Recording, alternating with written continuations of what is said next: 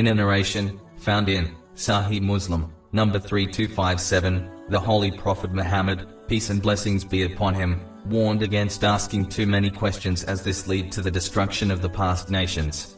Muslims should instead do what they have been commanded according to the capacity, and refrain from what they have been prohibited from.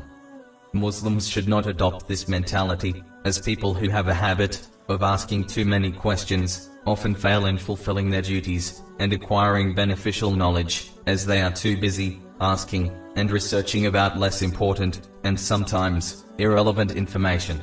This mentality can inspire one to often argue and debate over these types of issues. Unfortunately, this attitude is quite widespread amongst Muslims today, as they often argue about non-obligatory and less important issues, instead of concentrating on fulfilling their obligatory duties and the established traditions of the Holy Prophet Muhammad, peace and blessings be upon him, correctly, meaning fulfilling them with their full etiquettes and conditions. These are the ones who often fail to fulfill this important duty.